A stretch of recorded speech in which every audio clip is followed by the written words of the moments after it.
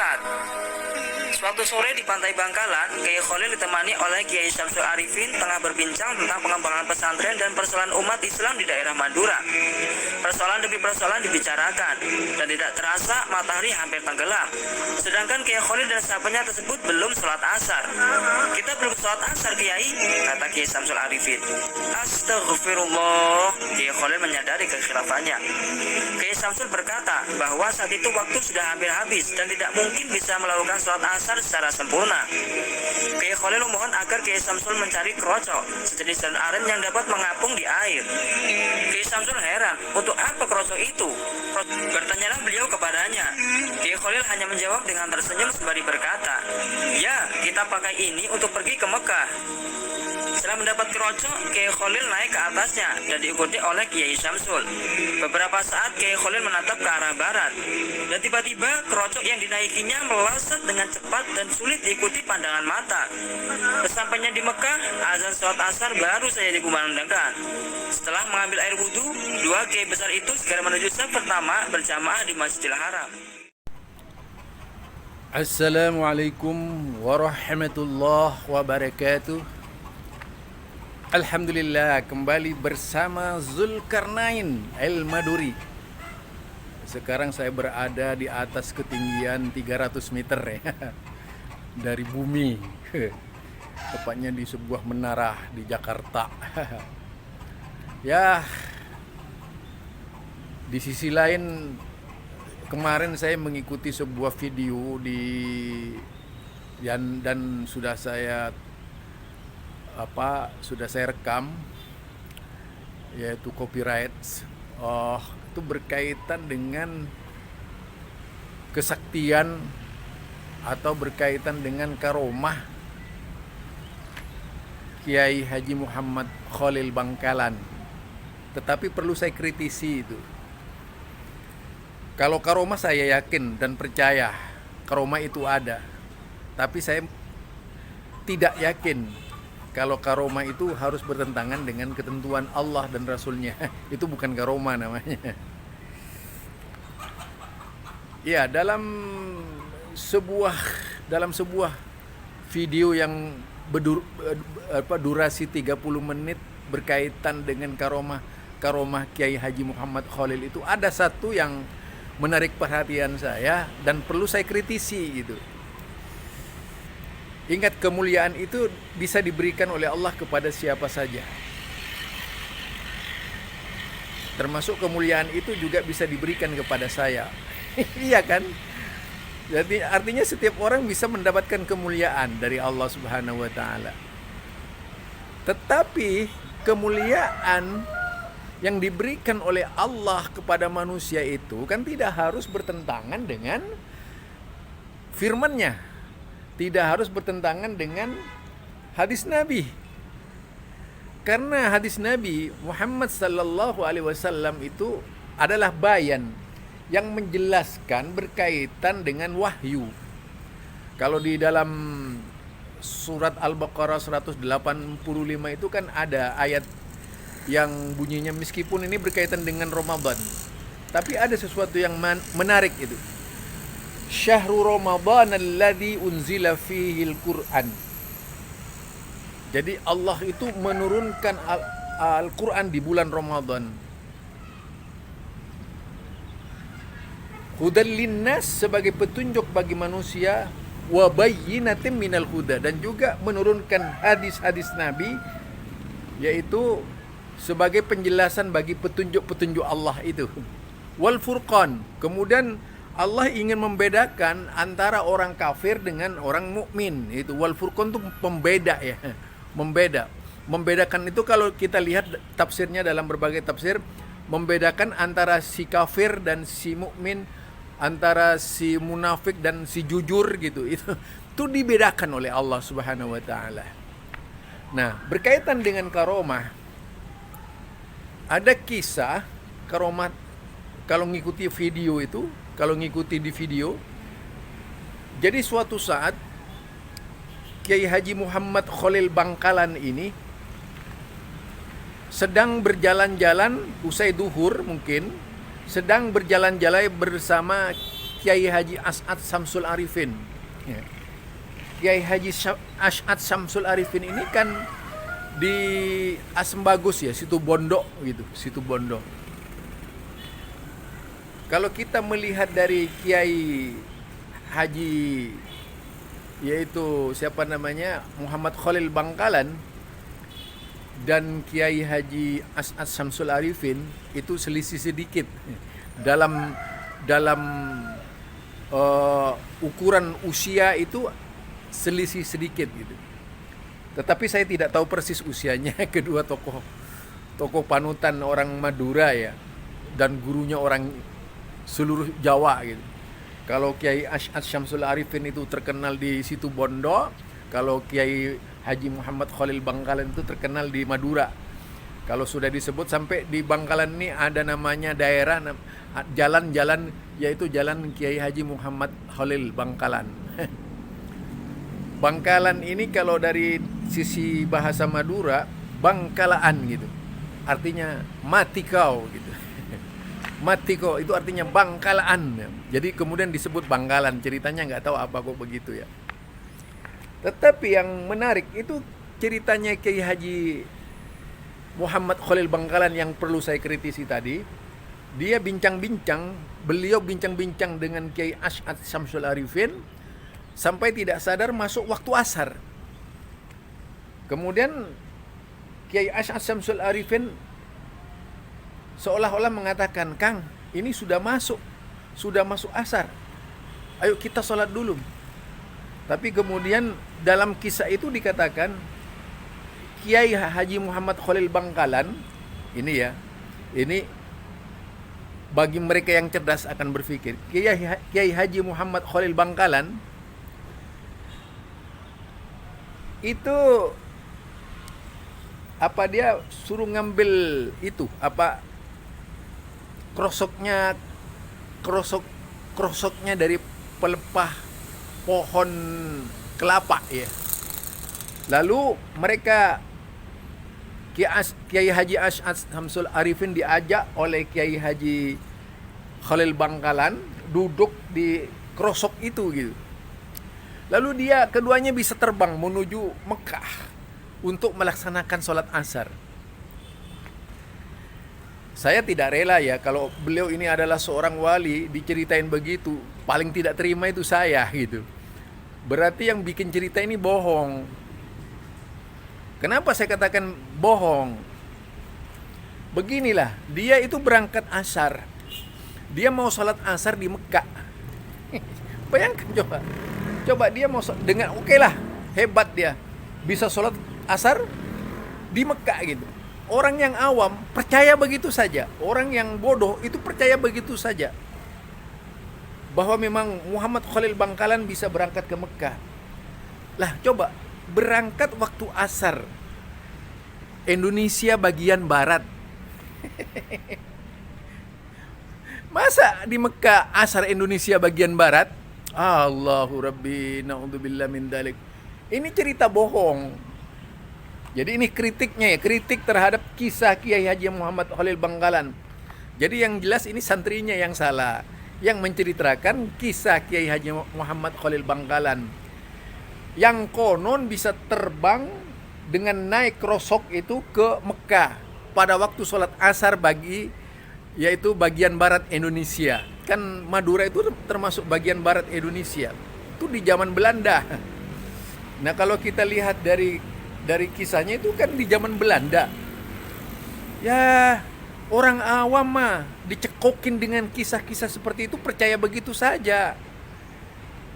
Padahal kisah bohong itu tidak baik jika disematkan kepada perjalanan seorang ulama, seorang kiai. Kisah bohong itu tidak baik jika hal itu dipredikatkan kepada seorang ulama sekelas Kiai Haji Muhammad Khalil Bangkalan. Apalagi beliau ini gurunya orang banyak gitu. Ya janganlah diceritakan hal-hal yang bohong yang sama sekali tidak ada dalilnya, dalam pengertian tidak ada fakta bukti dan sebagainya, cuma cerita-cerita. Kasihan juga loh. Orang mati, kemudian beliau sudah meninggal, beliau sudah tiada, kemudian cerita bohongnya itu terus mengalir. Dosa tahu. Ini nggak tahu dosa orang ini. Bikin cerita. Bagaimana tidak akan dosa yang bikin cerita itu? Ini dongeng, bukan kisah nyata gitu. Coba kita renungkan. Waktu sholat, ini ya, waktu sholat Indonesia. Waktu sholat Indonesia itu waktu asar sholat Indonesia itu jam berapa? Kita taruh lah, yaitu jam 5.30, jam 3.30. Taruh seperti itu. Lah, di Mekah kalau kita lihat di waktu asar itu masih mau menjelang duhur gitu.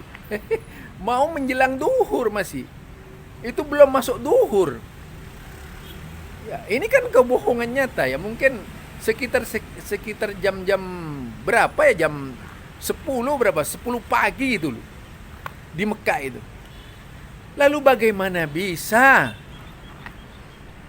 sholat di Mekah jam 10 pagi gitu? Sholat asar di Mekah jam 10 pagi. Itu pas sholat duha terakhir kali itu. Jadi ceritanya Kiai Haji Muhammad Khalil mau sholat asar, naik krosok dengan Kiai Haji yaitu Asy'ad Syamsul Arifin situ Bondo, Asem Bagus itu. Beliau berdua ikut bersama menuju Mekah. Cerita bohong nggak ini? Otaknya pakai ngopi beneran, jangan ngopi hitam tuh, ngopi. Ini biasanya orang-orang yang suka percaya tahayul. Nanti apa? Bagi mereka yang mau membantah kan bisa saja. Oh, waktunya dirubah. Kalau waktu dirubah, tahu Anda itu. Waktu dirubah sama Allah itu ya. Ini berubah semua seluruh dunia. Bagaimana cara berpikirnya ya? Gak masuk akal. Sedangkan sesuatu yang nyata dari Allah, ada firman-Nya bahwa Allah istiwa di atas langit, tidak percaya. Dengan cerita konyol percaya gitu. Ini yang tentu saja tidak benar kalau kita hayati kisah-kisah bohong seperti itu ya. Itu macam kisah Syekh Abdul Qadir Jailani coba. Ada lagi kisahnya Syekh Abdul Qadir Jailani. Suatu saat Syekh Abdul Qadir Jailani ini, ya, Syekh Abdul Qadir Jailani ini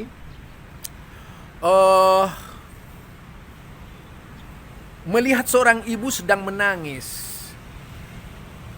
Ketika seorang ibu sedang menangis, Syekh Abdul Qadir Jailani mendekati ibu itu, si ibu yang sedang menangis. Mengapa ibu menangis? Kata Syekh Abdul Qadir Jailani, Syekh, anak saya, sedangkan saya baru punya anak, kemudian tiba-tiba dicabut oleh malaikat maut. Wah, kemudian Syekh Abdul Qadir Jailani marah, benar-benar malaikat itu tidak tahu diri gitu. Itu akhirnya apa? Terjadi kejar-kejaran antara malaikat maut dengan Syekh Abdul Qadir Jailani. Begitu kejar-kejaran antara malaikat maut dan Syekh Abdul Qadir Jailani, kalah malaikat itu. Main tinju bergulat, kalah itu. Akhirnya rohnya anak itu diambil oleh Syekh Abdul Qadir Jailani, dimasukkan lagi kepada raga anak yang sedang meninggal itu. Na'udzubillah min dzalik. Ini cerita konyol saudara, cerita konyol gitu. Kenapa saya katakan cerita konyol? Ya, orang sudah ditakdirkan mati oleh Allah Subhanahu wa taala. Kemudian ada cerita seperti itu yang gak masuk akal. Sedangkan Syekh Abdul Qadir Jailani sampai sekarang juga beliau sudah wafat itu. Kan ini cerita-cerita lucu. Jangankan Syekh Abdul Qadir Jailani, sehebat Nabi Muhammad saja tidak pernah melakukan atraksi seperti itu. Tidak pernah melakukan demonstrasi seperti itu. Ini Syekh Abdul Qadir Jailani melebihi Nabi Muhammad sallallahu alaihi wasallam. Kalau bukan dongeng, kalau bukan fiktif, kalau bukan tukang cerita, tukang hayal, apa kemudian bisa dikatakan itu sebuah kebenaran? Satu. Ada lagi ceritanya Syekh Abdul Qadir Jailani ini yang lucu apa saudara? Yang lucu ceritanya Syekh Abdul Qadir Jailani ini suatu saat dia bertapa di hutan. Tiba-tiba terdengar suara begini, "Hai Syekh Abdul Qadir Jailani, ketahuilah aku ini adalah Tuhanmu." Itu suara saja ya.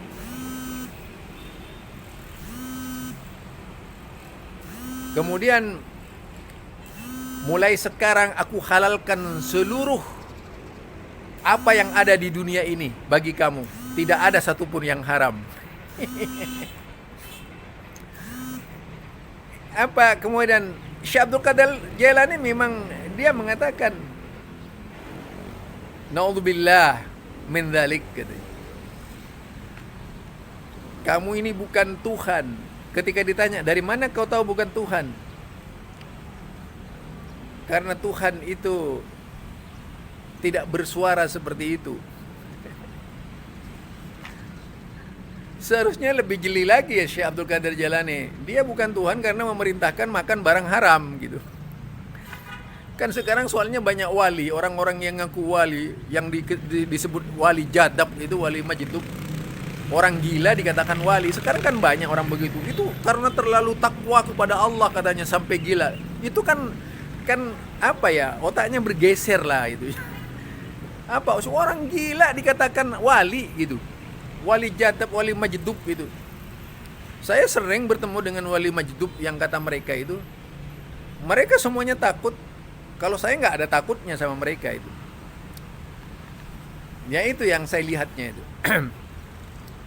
Jadi di Madura itu dulu banyak orang-orang pakai apa ya, speaker, pakai bendera, pakai kalimat la ilaha illallah, tulisan apa macam-macam. Dia jalan kemana-mana dengan sepeda motornya itu. Ada juga mobil yang dikasih macam-macam. Katanya majdub itu, walaupun nggak sholat. Karena sudah tidak ada ikatan dosa dengan Allah. Iya benar juga lah. Benernya apa? Orang gila memang tidak dicatat sebagai orang yang berdosa selama dia masih gila itu. Bener juga ya. Tapi bukan karena dia wali. Itu ya. Macam-macam lah. Jadi ada kisahnya Syekh Abdul Qadir Jailani itu. Ada 100 orang datang kepada Syekh Abdul Qadir Jailani ingin bertanya. Kemudian Syekh Abdul Qadir Jailani tiba-tiba tahu isi orang itu semua, pertanyaan-pertanyaannya, lalu dijawab satu persatu. Ini kisahnya macam-macam lah, dari kisah yang sampai kepada ditulis dalam sebuah buku Lubabul Ma'ani ya. Al-Lubab itu. Buku itu saya pernah baca itu dalam sebuah tulisan yang disanggah oleh seorang ulama besar ketika itu, namanya Ustadz Imron AM. Lawannya itu Imron AB. Imron AB ini mewakili Ahlul Bid'ah, Imron AM mewakili Ahlus Sunnah. Ya kalah lah Imron AB itu. Kedua-duanya ini sama-sama rumahnya di Pasuruan ya. Kalau ulama-ulama dulu begitu berdebat, saling serang kitab. Bukan orangnya yang jadi sasaran. Kalau sekarang orangnya yang jadi sasaran. Apalagi si Idrus Ramli itu, mana tahu etika, dia nggak punya etika sama sekali kalau dalam perdebatan. Itu ya. Yang kemudian kalau kita berbicara lagi, banyaklah kisah-kisah aneh-aneh. Di Pulau Jawa itu punya cerita yang aneh-aneh. Kalau di Jawa ada Tanggupan Perahu ya, yang itu menceritakan tentang seorang anak yang ingin mengawini orang tuanya gitu. Dan diketahui bahwa anaknya ini adalah hasil hubungan seseorang dengan siapa namanya, anjing yang menghasilkan anak. Ceritanya macam-macam, ini cerita hayal. Kalau di Madura itu ada Ki Kendit itu, ada Satrio Padingit dan sebagainya, macam-macam lah, Imam Mahdi dan sebagainya. Imam Mahdi di Madura ya, Ratu Adil yang akan lahir di Madura, Ratu Adil yang lahir di Jawa, macam-macam, semua daerah itu punya lah. Makanya dalam hal ini kita itu harus selektif. benar-benar filter kalau berbicara itu, kalau menceritakan tentang orang-orang dahulu kala. Kalau tidak asatirul awwalin itu. Jadi cerita orang-orang dahulu kala, bukan Al-Qur'an, bukan hadis. Cerita bohong gitu ya. Jadi kita jangan terhipnotis dengan bahasa-bahasa dongeng yang sebenarnya tidak memberikan manfaat kepada kita, melainkan hanya dongeng-dongeng yang bisa menghancurkan iman kita. Coba kaum Toriko itu kan kalau cerita itu pasti yang aneh-aneh. Saya itu selama menjadi kuburiyun dahulu, makanya saya tahu kuburiyun itu kayak apa gitu ya. Ini cerita saya lah. Itu kalau yang namanya memburu kuburan bersama kiai-kiai saya dulu itu, dari Madura sampai ke Jawa, cari kuburan keramat tuh, cari wangsit. Dengan harapan bisa mendapatkan ilmu ladunni dicari ke kuburan. Ilmu ladunni ini kalau di dalam bahasa ininya ya, papan tanpa tulis tanpa papan, ini memang digadang-gadang oleh orang-orang yang bermimpi, orang yang ingin mendapatkan ilmu instan ya. Ilmu instan itu digadang-gadang supaya dia bisa menjadi ulama besar, bisa ulama kiai besar gitu, menjadi gurunya orang banyak. Jadi ada pembimbingnya, ada mursyidnya itu dari kuburan ke kuburan, berbagai macam. Ada lagi saya pernah masuk sholawat wahidiyah, saya pernah itu apa yang saya nggak masuki itu dulu itu sebelum saya tobat ya, pernah masuk kelompok sholawat wahidiyah ini yang muter-muter itu, yang ke kiri ke kanan dan sebagainya itu. Jadi mengucapkan ya Sayyidi ya Rasulullah, ya Sayyidi Rasulullah. Wah, itu yang didirikan oleh seorang ulama di Kediri, namanya kalau nggak salah itu siapa? Romo Yai Abdul Majid Ma'ruf, pakai kata Romo Yai itu ya. Wow. Aduh, banyak sekali lah kalau saya cerita tentang yang aneh-aneh. Makanya saya tuh orang yang paling tidak percaya dengan hal-hal seperti itu. Karena saya pernah jadi korban kebohongan.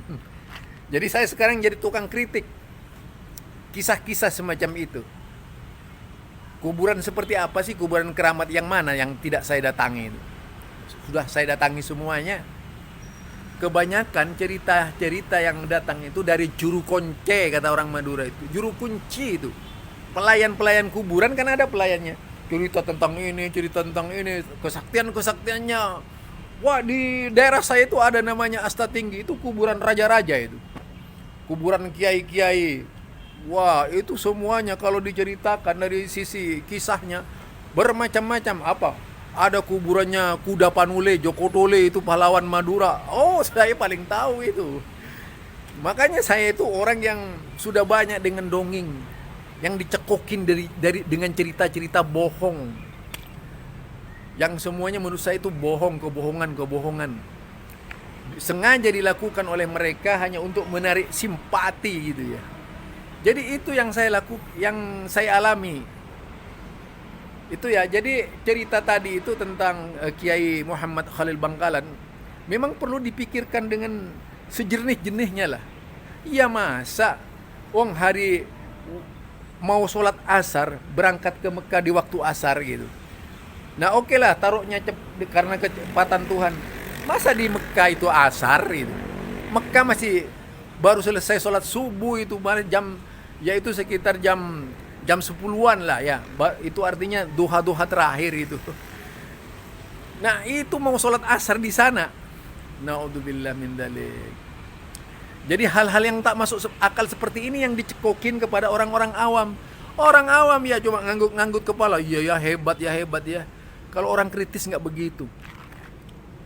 Jadi saya itu penuh dengan cerita. Hidup saya itu bergelimang cerita aneh-aneh.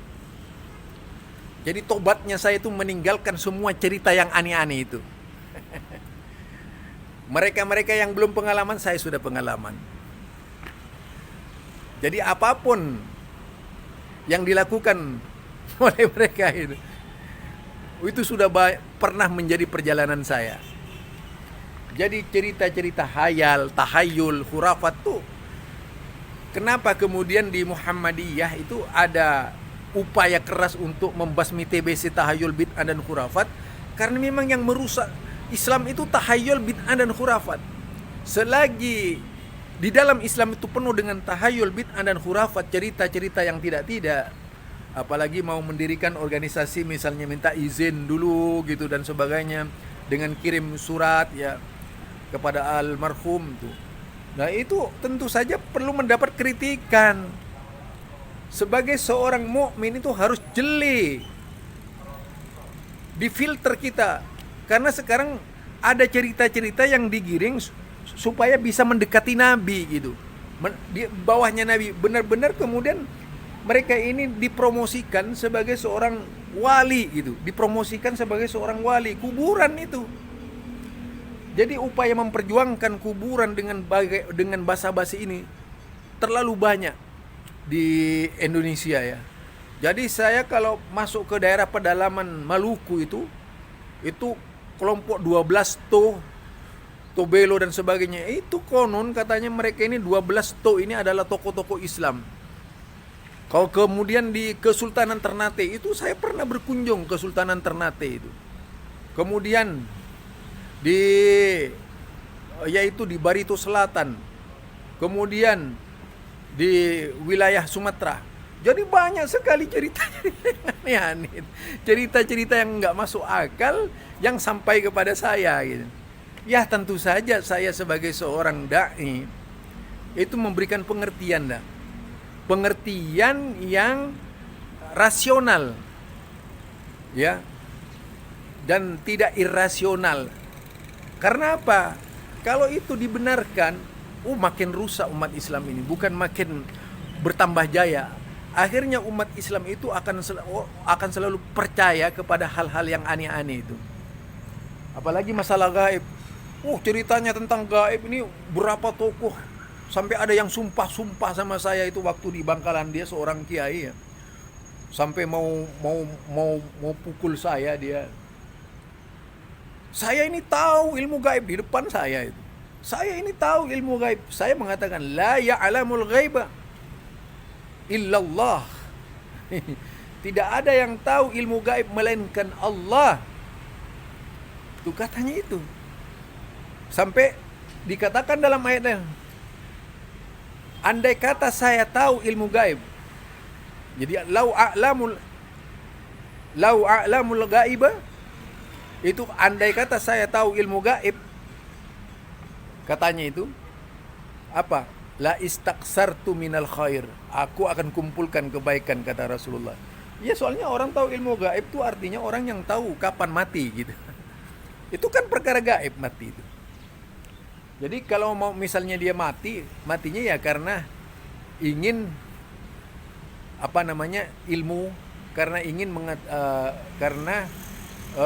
dia tahu ilmu gaib sehingga dia harus mengumpulkan amalan-amalan baik, mengumpulkan selalu minta ampun dari dosa, bisa 24 jam berada di masjid, mengakhiri hidupnya dengan banyak beribadah ke masjid. Itu kalau tahu ilmu gaib. Ini orang tahu ilmu gaib tapi masih kemana-mana, kan lucu itu ya. Jadi mereka ini dikatakan tahu ilmu gaib, bisa tembus pandang, bisa ini, macam-macam ceritanya itu. Inilah yang dicekokin kepada umat, agar umat itu menjadi penghayal. Jadi itu barangkali dari saya ya. Ini saya berada di atas ketinggian, jadi kalau kita lihat di sini ini ketinggian loh. Tuh. Cuman ini mataharinya sudah nih. Wah, kalau ini matahari ya. Tapi kalau ke ini begini nih. Wah, ini matahari. Ini saja dari saya. Mudah-mudahan Allah Subhanahu wa taala membimbing kita menjadi orang yang benar, berada di atas jalan Shiratal Mustaqim, tidak percaya kepada hal-hal yang bersifat tahayul dan hurafat, selalu bersama yaitu Allah, selalu bersama bimbingan dari Allah lewat Al-Quran dan Sunnahnya. Kalau kita memang benar-benar ingin menjadi hamba Allah yang lurus. Ini saja. Subhanakallahumma wa bihamdika, asyhadu an la ilaha illa anta, astaghfiruka wa atubu ilaik. Assalamualaikum warahmatullahi wabarakatuh.